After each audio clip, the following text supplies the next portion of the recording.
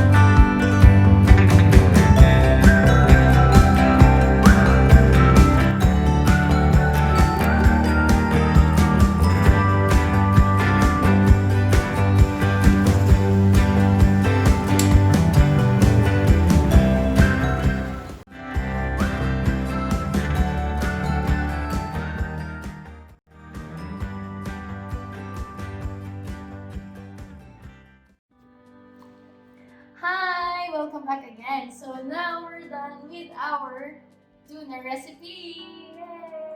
Yay! Yes.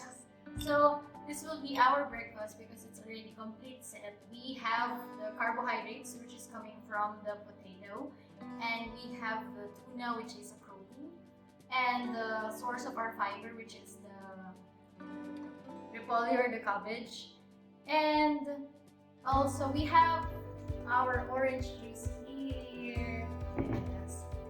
Yes. But before we eat, we just want to encourage you again na more than our focus on Physical food. yes, physical food, and yun nga, we are always conscious sa mga kinakain natin, especially yan yung healthy and organic, especially nowadays that really it's pandemic season. So we all want our food to be healthy. But again, yeah, it's okay to feed ourselves with healthy food, but our priority should be our spiritual health. Yeah, and I want to agree with you, love. No? And sinabi nga diba sa scriptures, man shall not live by bread alone. And at the same time, it says that I value the Word of God more than my daily portion of food. So I hope that each and every one of us will find this season as, you know, our way to really approach the throne of God and to establish our relationship with Him. Because more than focusing on how to strengthen our physical body, we need also to strengthen our spirit, our soul. Ayun, so since you cannot eat the food that we're about to take this time, we will give you food takeout. It's a takeout. Yeah, speaking of food, ano ba yung spelling ng food, love? So it's F F-O-O-D. O D. It's food. And F, so F stands for Fellowship. fellowship.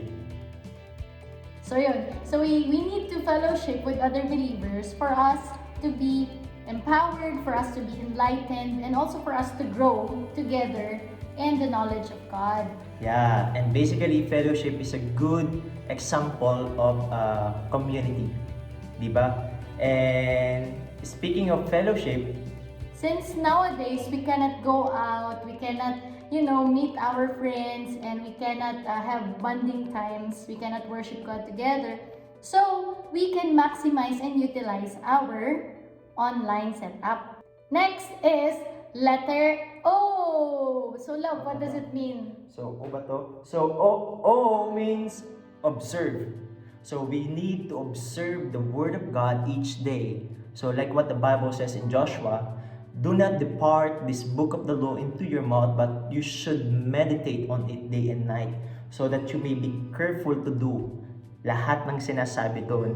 And that's what you call observation. Na hindi lang natin siya binabasa, but we really observe kung ano ba yung pinakang kahulugan ng scriptures. So next is letter O again. What does it mean? So it means we obey. Yeah, we obey. So basically, baliwala ang pagbabasa, baliwala ang Observation. observation and fellowship without obedience. So everything will fall out sa obedience. You have to obey. I know it's hard, it's challenging to really obey each commandment of God to us, but that's why we ask for God's guidance and God's wisdom para empower tayo on how we can follow Him. Yeah, so obedience is a key. It's a necessity, and It's a necessity. Yes. Yeah. So last is letter D, which is most important. It's Dana. No, it's not Dana. Yeah, you're most important to me. Yes, I'm the most important to him. But Yeah. yun nga, more than anything in the world, or more than any task na ginagawa natin daily, ano yung pinaka-important na hindi natin dapat ma-miss? Let me guess.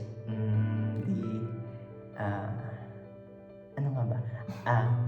Ano ba, love? So, it's our devotion! Alright. So, speaking of devotion, so you need to observe it every day. So, devotion is our way to communicate to God, and God will communicate to us by reading His Word. So that's what devotion is all about. We need to devote ourselves to Him, our time, our energy, our effort, our focus, everything. Yeah. Devote it to God, and you will experience His power and love each day. Do you agree, love? Yes, and also devotion, it's like, setting a specific time na we will just read the word of God na, because sometimes we're too much consumed with Facebook, we're too much consumed with our works, and then we're already parang sa tingin natin we're limited of the time. But again, our number one priority should be our daily devotion with God. Again, it's daily. Just to give a quick recap. Yes, so I hope you will really take out the food that we're about to give to you. Yes. So F is Stands for fellowship, O for observation, another O for obedience, and letter D is devotion. Yeah, so that's our daily food. And we value the Word of God more than our physical food. Yes. Kasi kung okay ka sa loob, okay ka sa labas. So I hope that you will get encouraged today. Thank you for tuning with us. And thank you for watching our video. Again, if you're not yet subscribing this channel, kindly click the subscribe button down below. And don't forget to follow us as we encourage and upload more videos of discoveries together with you. Yeah, so thank you guys. Bye-bye. Bye! Happy weekend! Happy weekend!